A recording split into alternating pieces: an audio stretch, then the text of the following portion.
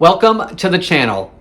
I've got a head of cauliflower here, and honestly, we just don't make cauliflower a whole lot in the house, probably because I don't like taking a head of cauliflower and cutting it into florets. It drives me crazy for some reason. It's just one of those kitchen things I don't like doing. I barely like doing it with broccoli. So today, let's take that out of the equation and make this a whole heck of a lot easier. Today, let's make whole roasted cauliflower. I'm Jamie with SavorySaver. I share gluten-free recipes, tips, tricks, and resources to make your gluten-free lifestyle easier. So please consider hitting subscribe, and let's get started. All right, so with my cauliflower, I have rinsed and patted it dry. The original recipe, which will be linked below, says to trim off the bottom stem, but this is sitting so flat, I'm gonna leave it. I am gonna pull off the leaves. So we'll pull off those. And these are actually edible. I will link below to a recipe if you are the type that wanna use every part of the vegetable. You can use the stems and leaves of a cauliflower and eat them. It is a roasted recipe as well. Okay, so the cauliflower is ready to go. I'm gonna put it to the side for just a minute. Next, I've got 1/3 cup of butter, which is about 5 tablespoons, and I popped it in the microwave for about 20 seconds. I did 10 and then another 10.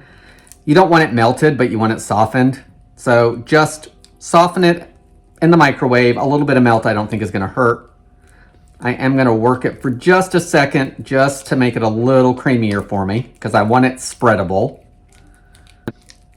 All right, that's pretty good to add the rest of my ingredients into, and then I'm gonna mix it again, which will soften it further. So I've got 2 cloves of garlic here. You could mince them really, really finely if you want. I'm actually going to grate it into the butter. That's gonna infuse the flavor a little bit more. So I'm gonna do that.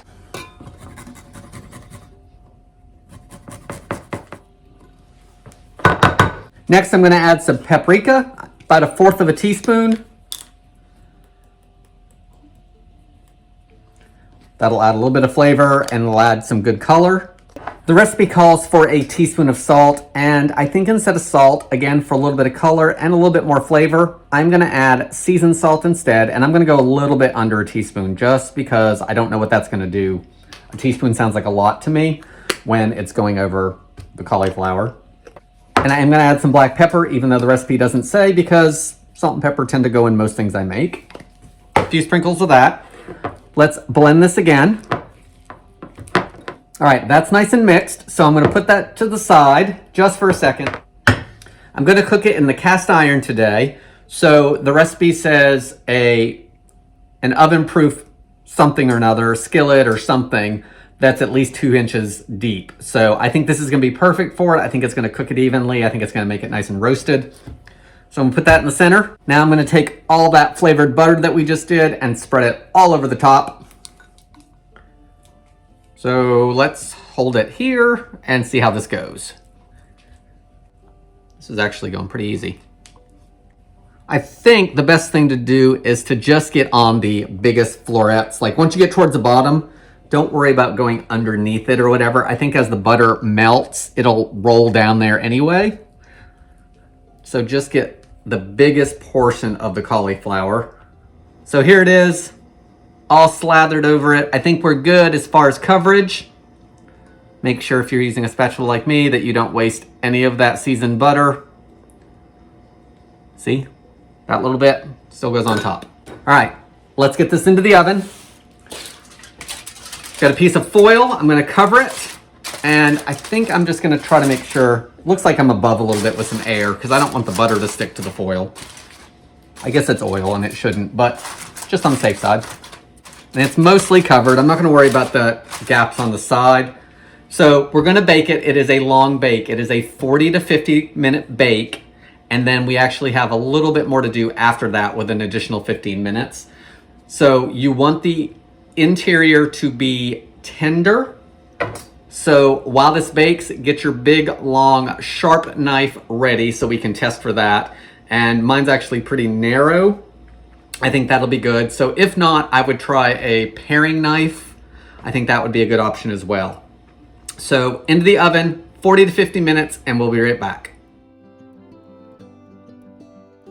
Okay, let's take it out and test and see how tender it is.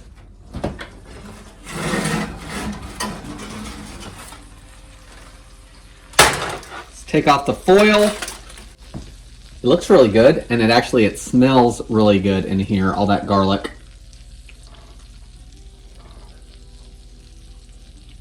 It's pretty tender, but I actually think it can go another 5 minutes. This has been 45 minutes, so let's cover it, do another 5, and then we'll finish doing what we need to do to it.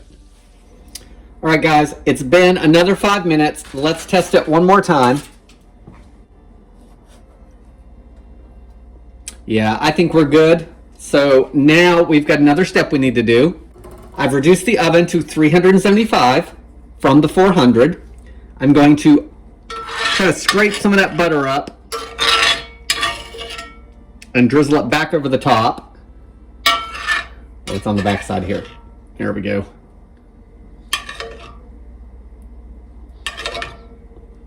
All right, let's get this back in the center again. Now we want to cover it with 2 tablespoons of Parmesan cheese. And guys, all I have is the powdered stuff today, so it's going to have to do. I do not have any of the fresh stuff right now. So just sprinkle it all over. And that butter will make most of it stick, hopefully. The other thing the recipe says is a little bit of chive on top, some fresh chives. Mine right now are not doing well because it's winter, so they're mostly died back at the moment. So I'm just going to take a little bit of parsley because I feel like parsley is something else a little bit, let's say fresh, even though it's dried, that we can add to this. Plus it'll give it a little color. So there's some of that. Now we want to put it back in the oven for 15 minutes. And every 5 minutes, we're going to take it out of the oven, baste it, and put it back in. At the end of the 15 minutes, I'll get a couple pictures and we'll give it a taste. Listen to that sizzle, guys. This is the second basting, so it's been 10 minutes. It's looking amazing. It smells even better. So I'm gonna do it the last 5 minutes, get a couple photos for you guys, and then we're gonna cut into this thing and see how it came out. All right, guys, I will cut this on camera, but I'm gonna move it to a plate because the pan is screaming hot, of course, and I've already burned myself with it. So let's do this. Okay, now let's see how to cut this thing. Let's just cut it right down the middle.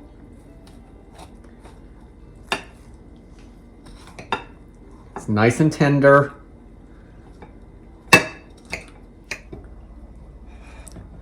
That's what the inside looks like. Look at that nice crust around the edge. And guys, technically you can eat the stalk. So if it's tender enough, it's edible as well. So let's cut it into a couple florets and I'll give it a try.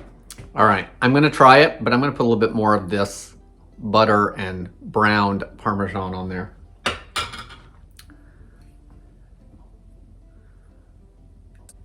All right, are we ready to taste it? I know that's a small piece to start out with, but I don't want to burn my mouth. Let's see.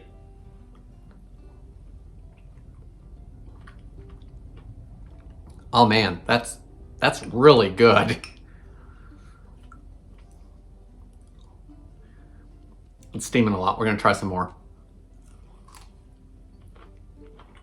That has some really good flavor. The garlic and the butter, of course, they're a perfect pair and really good on this. The powdered Parmesan in the can worked really well on this too. So if that's all you have, totally make this recipe. It got a little bit almost nutty because of the browning.